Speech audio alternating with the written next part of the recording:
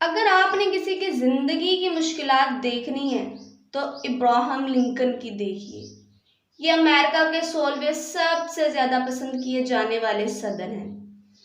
ان کو اپنی زندگی میں اتنی زیادہ مشکلات آئیں کہ مجھے نہیں لگتا کہ کسی اور کو آئی ہوں گی، لیکن انہوں نے اس مشکلات سے لڑ کر وہ کچھ کر دکھایا جو کہ دنیا میں بہت کم لوگ کرتے ہیں۔ 12 فروری 1809 کو امریکہ میں ایک لڑکا پیدا ہوا۔ اس کا باپ ایک غریب ترین انسان تھا جو جوتے اور لکڑی کا کام کرتا تھا۔ آج سے تقریباً 200 سال پہلے جب زمین بہت زیادہ سستی تھی، اس وقت بھی ان کے پاس اتنے پیسے نہیں تھے کہ وہ اپنا گھر بنا سکیں۔ ایک گھر کے لیے انہوں نے در در کی ٹھوکریں کھائی۔ بے بسی اور غریبی بہت عروج پر تھی۔ ابراہم پڑھ سکیں اس کا تو سوال ہی نہیں پیدا ہوتا۔ ابراہم ابھی چھوٹے ہی تھے کہ ان کے والد نے ان کو اپنے ساتھ کام پر لگا لیا۔ ابراہم نے اپنی چھوٹی سی عمر میں ہی کام کرنا شروع کر دیا۔ ایک چھوٹا سا بچہ سارا دن کام کیا کرتا تھا۔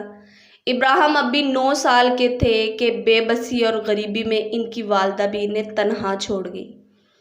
ابراہم بہت زیادہ دکھی ہو گئے۔ ابراہم کو پڑھنے کا بہت زیادہ شوق تھا، لیکن ان کے والد انہیں کہا کرتے تھے کہ تو پڑھ کر کیا کرے گا، میرے ساتھ جوتے اور لکڑی کا کام کیا کر، پیسے کمایا کر۔ لیکن ابراہم نے اپنے والد سے چھپ کر ایک اسکول میں داخلہ لے لیا۔ اب جب ان کے والد کو اس بات کا علم ہوا تو انہوں نے ابراہم کا اسکول جانا بند کروا دیا۔ ان کے والد ان کے ساتھ بہت برا سلوک کیا کرتے تھے۔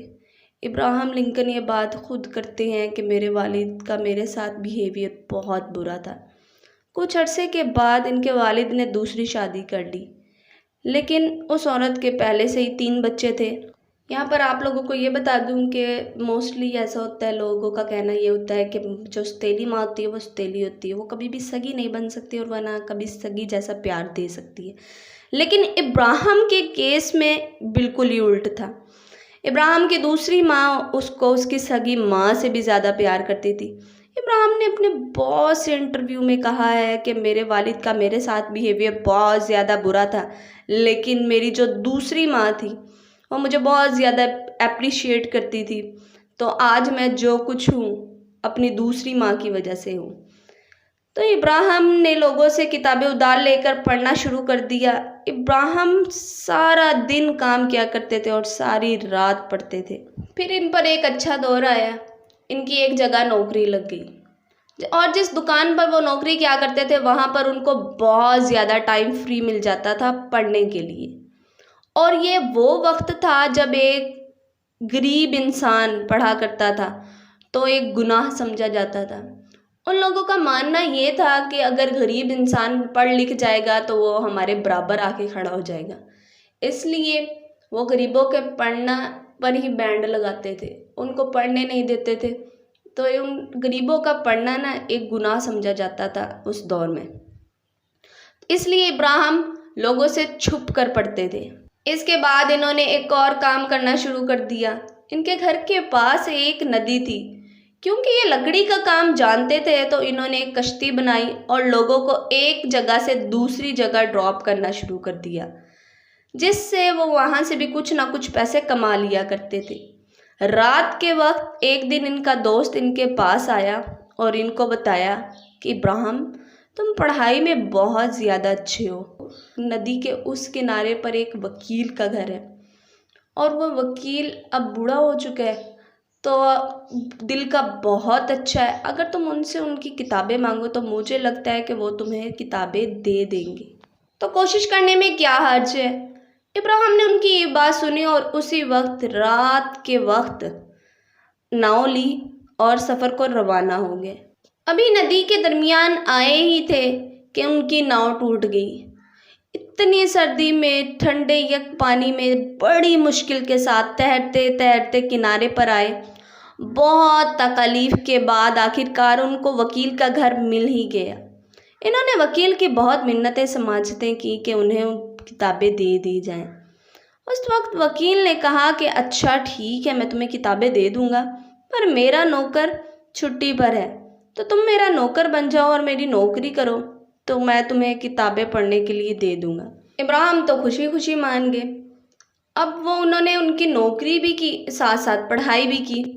ابراہیم کو کلہاڑی بہت تیز چلانا آتی تھی۔ ان کا قد لمبا تھا اور کلہاڑی تو ایسے چلاتے تھے جیسے سوئی چلا رہے ہو۔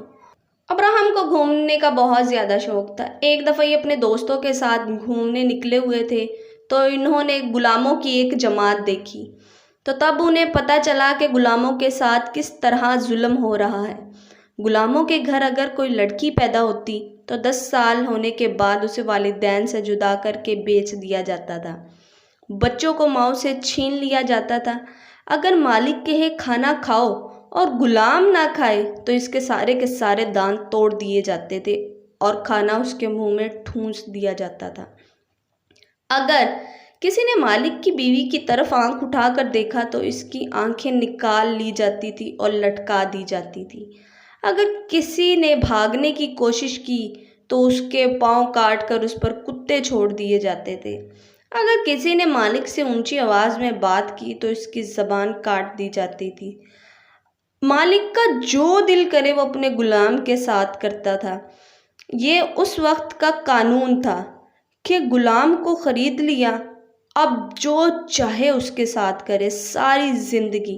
تو جب ابراہیم نے یہ صورتحال دیکھی تو ان کے اندر ایک آگ بھٹک گئی۔ انہوں نے اپنے دوست سے کہا کہ میں مر جاؤں گا لیکن اس غلامی کو ختم کر کے رہوں گا۔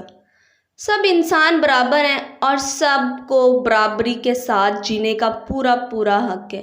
کسی کو کسی پر ظلم کرنے کا کوئی حق نہیں۔ اس کے بعد ابراہیم پوسٹ ماسٹر بن گئے، جس کی وجہ سے وہ لوگوں میں گھل مل گئے کیونکہ لوگ انہیں بہت امانت دار سمجھتے تھے۔ انہوں نے کبھی بھی کسی کا ادھار نہیں رکھا۔ تو انہی دنوں ابراہیم کو ایک لڑکی سے محبت ہو گئی۔ تو ابراہیم ابھی 24 سال کے تھے کہ وہ لڑکی ٹائیفائڈ کے مرض کی وجہ سے دنیا سے چل بسی۔ پھر ابراہیم سارا دن اس کی قبر پر بیٹھ کر روتے تھے۔ ان کو ساری زندگی ایک کے بعد ایک دکھ ملتے ہی رہے۔ محبوب کی جدائی کے صدمے سے ابھی تھوڑا باہر ہی آئے تھے، الیکشن میں کھڑے ہوئے تو وہاں بھی ہار گئے اور پہلی جو نوکری تھی وہ بھی چلی گئی۔ غریبی پھر سے آ گئی۔ انہوں نے سوچا کہ قانون کی ساری کتابیں تو میں نے پڑھی ہوئی ہے، کیوں نہ وکیل ہی بن جاؤں۔ لیکن ابراہیم اپنی ایمانداری اور سچائی کی وجہ سے ایک اچھے وکیل نہ بن سکے۔ ایک دفعہ ان کے دوست ان کے پاس ایک لڑکی کا کیس لے کر آئے تو ابراہیم نے 4 منٹ میں اس لڑکی کی ساری زمین واپس کر دی کیونکہ انہوں نے کیس جیت لیا۔ اس وقت ان کے دوست ان کے پاس آئے اور کہا کہ یہ لیجئے، میں نے اپنی فیس رکھ لی ہے اور آپ بھی اپنی فیس لے لیں۔ ابراہیم نے کہا کہ تم نے اپنی فیس رکھنی ہے تو رکھ لو، لیکن میرا دل مطمئن نہیں ہے کہ میں کسی عورت سے پیسے لوں۔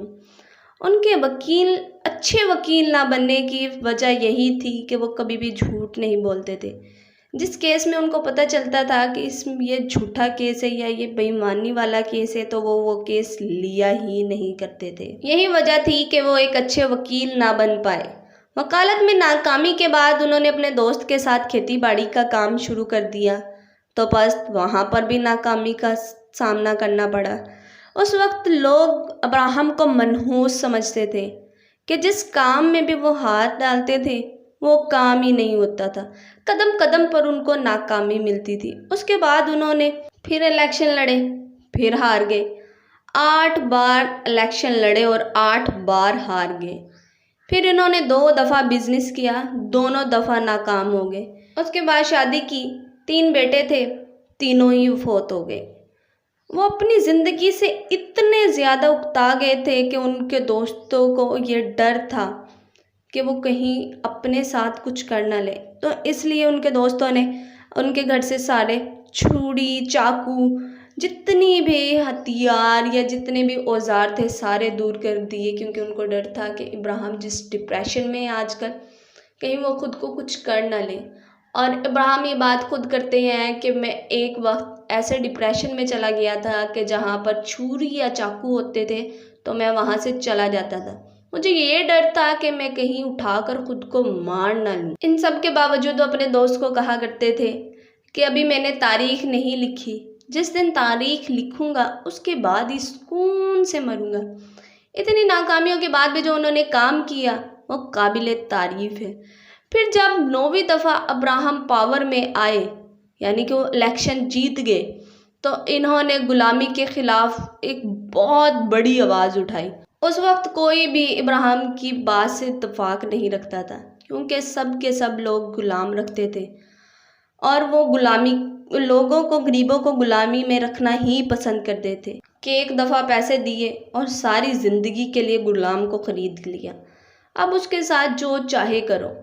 جب ابراہم پاور میں آئے تو انہوں نے کہا کہ غلامی کو ختم کرو، لوگوں نے کہا نہیں کرنی۔ پھر ابراہم نے ان کے خلاف جنگ شروع کر دی۔ کہا جاتا ہے کہ اس جنگ میں 7 لاکھ لوگ مارے گئے اور یہ جنگ 4 سال تک چلی۔